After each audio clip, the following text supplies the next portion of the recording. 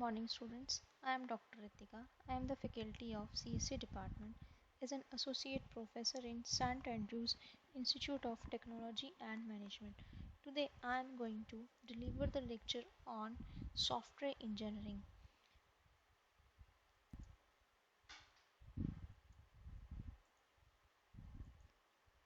So today topic we will cover in software engineering is introduction to software engineering, software crisis, software process, its characteristics, and some several other software life cycle models.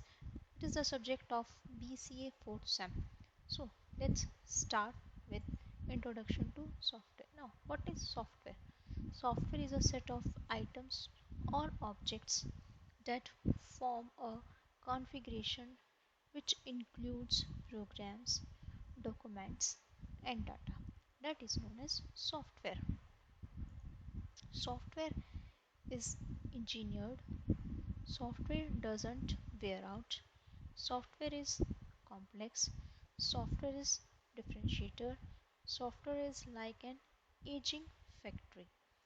Now, come to the next slide about the software.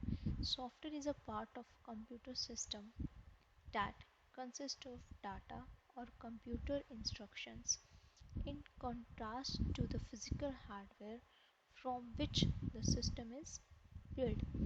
Next, software is a place where dreams are planted and nightmares harvest and abstract mystical swamps where terrible demos complete with magical penances, a world of where wolves and silver bullets.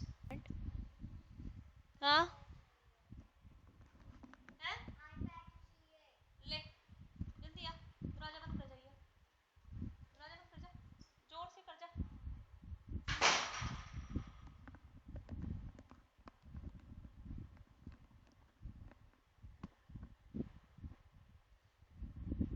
waterfall model. First is the communication, which suggests project initiation, requirement gathering, how we will communicate with our software developers. Planning means estimating schedule trackings, how we will track our project. Modeling means analysis design, how we will follow the designing part. Construction code means code test, we will finally delivering before delivering the project we will perform the testing. And deployment means deliver support feedback, what will be the feedback given by the users. This is the waterfall model. Now, requirement analysis and definition provides services, contracts, goals are established and defined. Second is the system and software design, which establish overall system architectures, identifies and describes software system abstracts and their relationships. Now, third is the implementation and unit testing. It is the design is released as program unit. Unit testing involved verify each unit meet its specification. Integration and system testing means program unit are integrated and tested as a system to ensure it meets and requirement specification. And the last is the operation and maintenance, where system is installed and put in use. Maintenance involves correcting errors, improving implementation, enhance with new requirements and discovers. This the overall water model phases. Now, next is the evolutionary model. As the diagram show, communication is based on the quick planning. Quick planning, if we plan our software, then we can quickly design the prototype construction, what will be the code generate, what will be the basic coding we will perform, the software we will use, all are what testing we will use before the feedback, we all are including the prototype construction. And the final is the delivery and feedback. When the project is completed, we will deliver and the feedback once we will revert back for the feedback to the user. So it is shows the evolutionary model diagram. Now another evolutionary development is the outline descriptions. What will be the user requirement? Now concurrent activities, what will be the specification, development and validation, how they related with initial version, what will be the intermediate version, and what will be the final version. All are the steps we will use in the evolutionary development. Now next is the spiral model. It is related before spiral model. We will use an evolutionary spiral model where it consists of planning, risk analysis, construction and release, customer evaluation. So how customer communicate with their requirement, where we plan, we analyze the risk, we construct and release, and finally customer evaluate, which is in the form of result. Now what is software spiral development? Process is represented as spiral rather than as sequence of activities with backtracking. Each loop in the spiral presents a phase in the process. No fixed phases such as specification or design. Loop in the spiral or choose depending on what is required. So, risk is explicitly assessed and resolved throughout the process. Simplified spiral model. As simplified spiral model is, if risk cannot be resolved, project is immediately terminated. As diagram shows how we will verify the requirement, how we will analyze the risk, how we will use the specification, design and implementation of our software development. Now another diagram of spiral model is simplified form is the waterfall and risk analysis. Precede each phase by alternative and risk analysis. Follow each phase by evaluation planning of next phase. As shown in the figure, risk analysis includes various prototype and verify.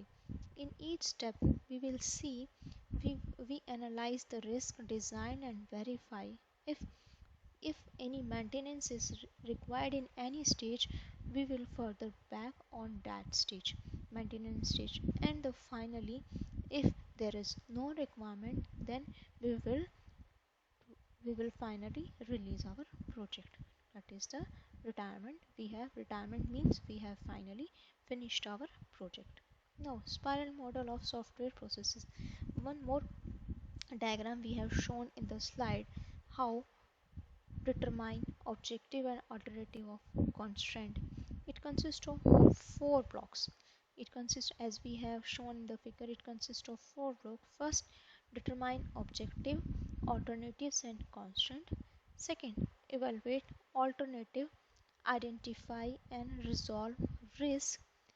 Third, deploy, verify next level product, and planning next phases.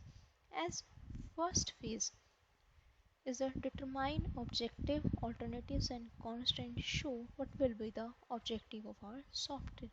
Now in second we will evaluate, we will identify, we can calculate what will be the risk on the basis of risk analysis, and we will design several prototype. Till then we will not analyze the risk.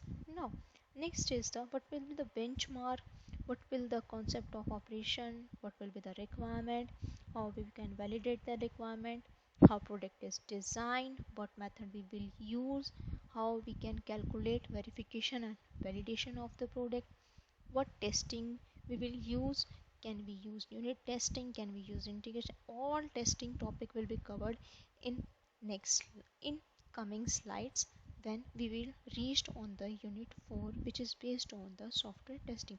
So further we will read all about the testings. So in the third step we will develop, verify next level and products, and last is the planning of next phase.